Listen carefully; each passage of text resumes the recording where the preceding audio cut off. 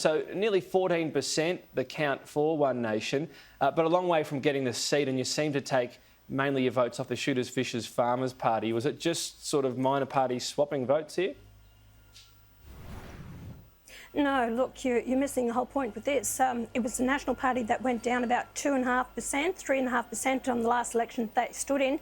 They only got 30% of the primary vote. This is not a great win for the National Party or the Premier of New South Wales. 70% of people did not vote the Nationals. Labor went down 9%, the Shooters went down 10% as well. This is the first time we've actually stood in this electorate.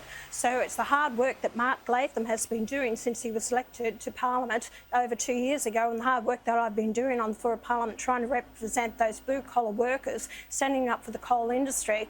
That is the big issues in that electorate. And Joel Fitzgibbon says he won't stand, at the next election if Labor doesn't change. Joel Fitzgibbon nearly lost his seat at the last election to One Nation by 800 votes. Joel Fitzgibbon knows he will struggle to win that seat, so he won't put his name up at the next election. He'd rather walk away from politics than be seen as a loser. Interesting take. So just going on those numbers, though, again, when you mentioned the drop in the Shooters, Fishers farming, that was the biggest drop. Don't you think a lot of those voters came over to you? That would make up most of your vote? Look, we even picked up, the Nats. Don't forget the Nats have dropped in their support as well as Labor. It was a big field of 13 candidates, and Christy O'Connell, she actually took a lot of the vote as well, and she was number one on the ticket. So I think she might have got a lot of the donkey vote as well there. Even Greens took a hit, 1.5%. So the vote was split. Only some of the independents picked up only 1 or 2% of the vote. So it was very split. With 13 candidates, it's extremely hard in an electorate. Talk of your party and you launching a massive campaign in terms of dollars spent, at least a pretty big one compared to perhaps previous spends. How much are you going to spend on advertising in the next federal election, and what will be a win? What return should that get in terms of representation? Look, at the last election, we actually did put in about $950,000 into the campaign, but that was nationally. When I won the seat, along with 3 other senators in 2016, we ran it on the smell of an oily rag and put in about $200,000. We don't have the money that the major political parties have because big business throw money at them, hoping that they'll get the legislation they want that will support them. One Nation doesn't have that support, but all these big companies, all the lobbyists and everyone come and visit my office because they know it is the support that they will get from me will see legislation passed on the floor of Parliament, but they don't assist or help us. It's those mums and dads, those small businesses, those people that we have been working hard towards that will give the support to One Nation, which I'm very grateful for. It's about, what we can afford, Tom. I haven't got the money to throw around like the major political parties. There's $20 million or $60 million what they put into campaigns. It's not the fact, but we will work hard and I hope people will see what we've done in the previous 5 years of working hard for them, 6 years, that they'll return myself and other One Nation members to the floor of Parliament. Right, but I mean, we have had numbers in before where your campaigning or ability to raise money was actually pretty good. Only, I think the previous year when we had the reporting on it, only $76,000 short of what the Nationals raised. So I know you like to talk about being the underdog, but you can compete with the Nationals on cash, can't you? I doubt it very much. They've got some very high-profile donors and have had it for many years, are actually back. Have that time. Anyone can see it in our donations if they go to the Electoral Commission. Like I said, it's all about the fundraising that we do, the hard work that we put in, even our own members putting in their own money to back themselves. So it's not easy for One Nation. Like I said, we rely on those mums and dads because you know what?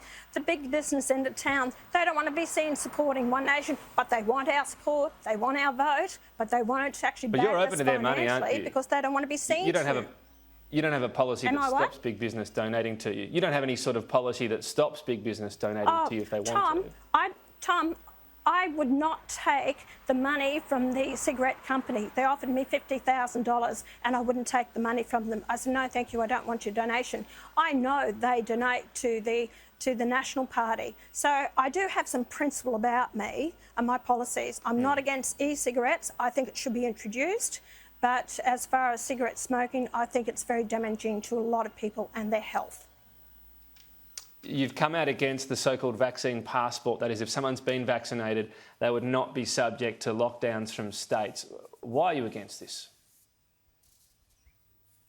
Because I think it's unconstitutional, and that's my opinion. I think if you look at Section 92 and especially Section 117 of the Australian Constitution, says one resident in one state should not be treated totally different to a resident of another state, and that's what it's actually doing. So if the Prime Minister intends to bring in the vaccine passport, he's denying people of one state to move freely across the borders to another state.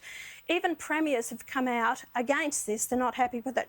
Tom, I put up a petition just a couple of days ago. Within a matter of hours, we had 12,000 people sign that petition. Last time I looked, it was 37,000. I will table that on the floor of Parliament, and I would not be surprised if we have 50,000 plus.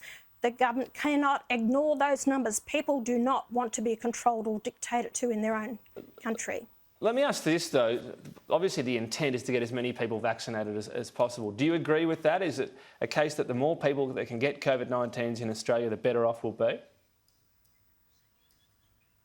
Tom, the latest figures that we have is 30% of the populace don't want to have the vaccine.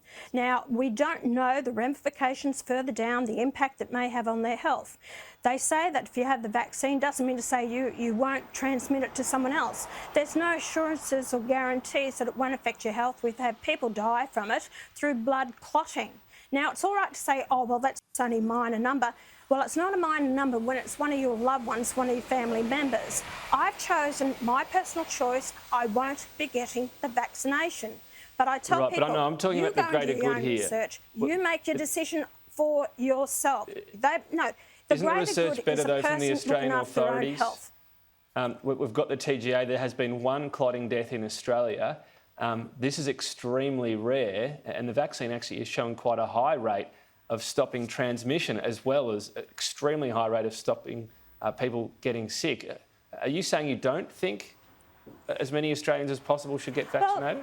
Well,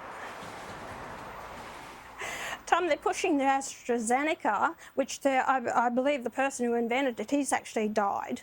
Now, the Premier of Queensland, she's 51. Now, she should be getting the AstraZeneca. She hasn't had it yet. Either has Jeanette Young, who's the Chief Health Minister in Queensland as well. She's 58. She hasn't had it. They're both waiting for the Pfizer. Why are those two women who are pushing for it, leaders of our state, they haven't had it themselves? You know, it's a good question to them, and it's been put to them, but I'm asking you. I tell the people, are you discouraging people to get the vaccine? I'm making my own Tom, I'm making a decision for myself, my health. I haven't had a flu jab ever. Now, I'm making my decision. I tell people, you make your own decision. I'm not telling people either way to go. They make their own decision. It's their health. I'm not a doctor, but I will make my own decision for my health. But when you say do your own research, should their own research be official government advice, the TGA, the Health Department website? Are they the places they should go?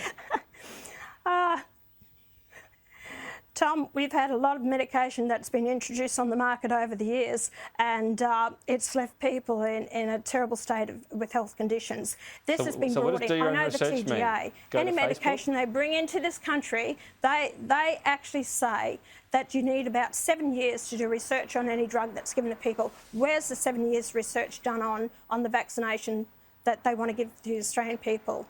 So what I'm saying is I don't trust just anyone to say it's all right to take this. That's my decision to make that. I have perfect health. I don't have any problems with it. I don't intend to put anything in my body. If I get COVID and it causes my death, that was my choice. I don't intend to take a vaccine that I don't know what's in it, and I will take responsibility for my health. No health official, no politician, no government official. I will take that responsibility myself.